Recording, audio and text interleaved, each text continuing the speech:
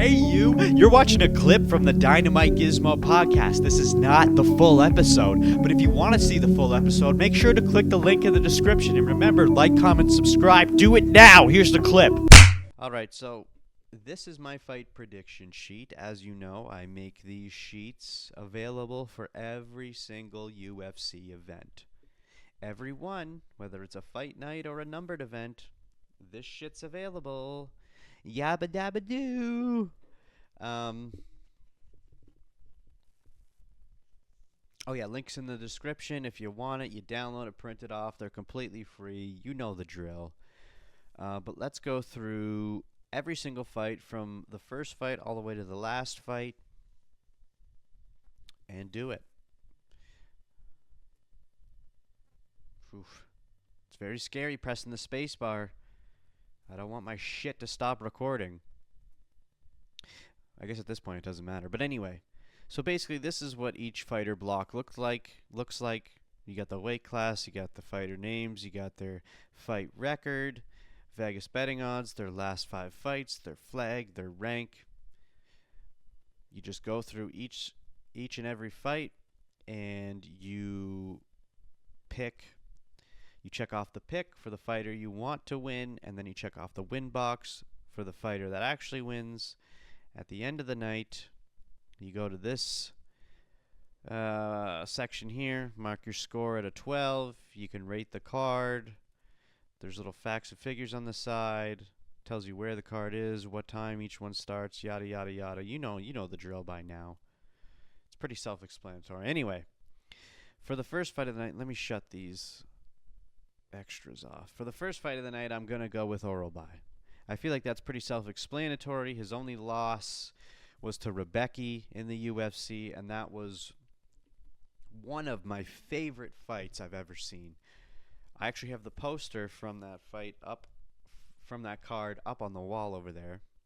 That was when Ilia Topuria beat Max Holloway for the title. This guy was on the undercard, and the crazy thing is they're putting Orolbai as the very first early prelim. I couldn't believe it. What the disrespect they're showing this guy. He deserves to at least be up in the actual prelims, but no, he's the very first fucking fight of the early prelims, which is crazy to me.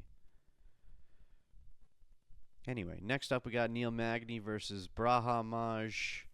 Neil Magny has been in the game for a long time. We know this.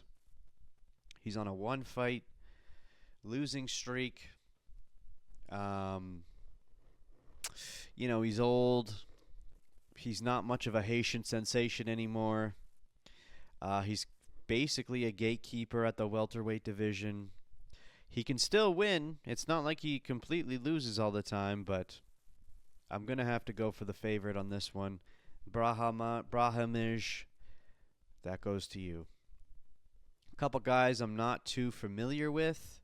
We got Tobias versus Fernando.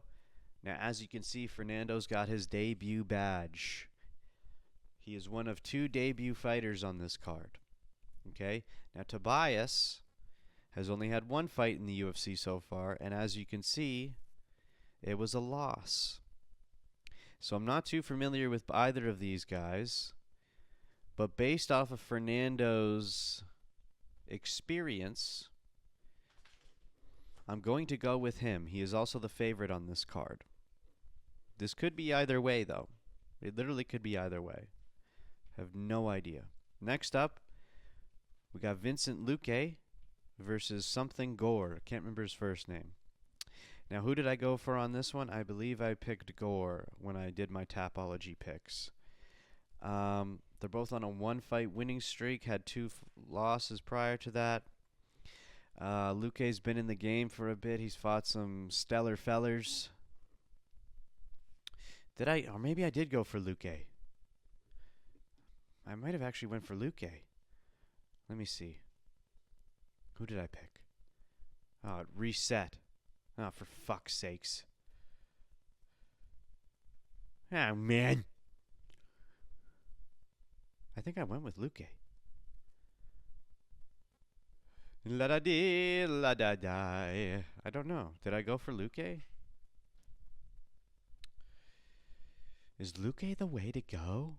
Should I go for Luque or should I go for Gore? I think I'm going to go for Luque. Luque Gaguki. I'm tired and I'm hungry. Fuck it, dude. I'm going to go for the Luke. Next up, we've got Lockjaw versus Mechanico. Okay, Lockjaw, somewhat, well, they're both kind of somewhat new in the UFC, I believe, but Lockjaw is specifically more new, and he is doing wonderful. And now he's actually part of Sean Strickland's gym. I can't remember the name of it. So that's just another reason to vote for this guy. I think Mechanico is going to get knocked out in the first round. But we'll see. Now, Fernandez, we remember Fernandez, and if you don't remember, let me remind you. Okay? I'm just going to go ahead and put my star on him right away. This motherfucker is the man who leg-kicked Harry Hardwick to a loss in the first round, which was so hard to watch. Because that was Harry Hardwick's debut into the UFC, and I've been wanting Harry to get into the UFC for so long. And here he goes, finally gets in there, and this Fernandez motherfucker legs him to a goddamn oblivion. Look at him, with that smug look on his face. Now, Tarantula has not really been tarantulaing very much. He is the favorite, but I'm not going for him. I'm going for Fernandez. This one's, I don't even need to describe. I actually think Alvarez should be a much bigger favorite on this one. And that one loss that he has had on his record was to Yaroslav Amosov. And you know how I feel about Yaroslav.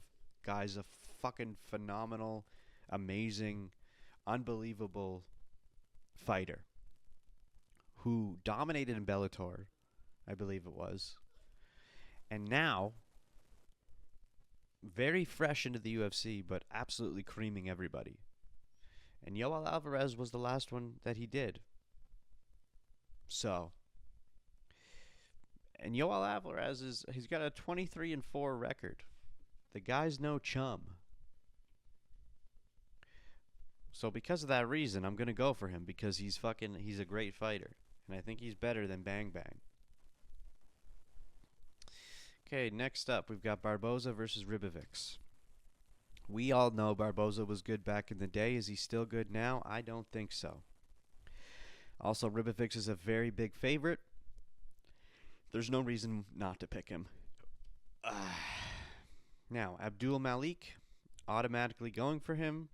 Okay, I was always on the Abdul-Malik train. He did lose his last fight. Doesn't matter. I'm not falling off that train. I'm sticking with him. We're just cruising along through this easily. Okay, so Charles Johnson was supposed to fight Ochoa, but now he has a new opponent because Ochoa backed out. Where is he at here? Where did they put him? Here he is. His new opponent is Eduardo Henrich, which I haven't even got to look into him yet. But this is the other guy who's debuting into the UFC. What's his record? 15-2. He's on a 2-fight win streak. He is the, featherweight, flyweight champion of LFA, so he obviously vacated that. Won his Contender Series fight last year. And now he's finally debuting against Charles Johnson. It's going to be a tough fight for him because Charles Johnson, he has some fucking fantastic wins on his record. He beat Loney Kavanaugh and he beat what the fuck's his name? The fucking flyweight champion right now, Joshua Van. Okay? But then he has some losses too, so it's like Charles Johnson is all over the place. I have no idea which way he's going to go. But this dude that he's going up against, it's his debut fight, so I'm actually going to go for Charles Johnson on this one. I don't care. Now, of course, when it comes to this co-main event, we've got Mackenzie Dern versus Gillian Robertson. I am Canadian. Whew! This would be nice for Gillian Robertson to win. She's on a hot streak. But I don't think she can beat Mackenzie Dern.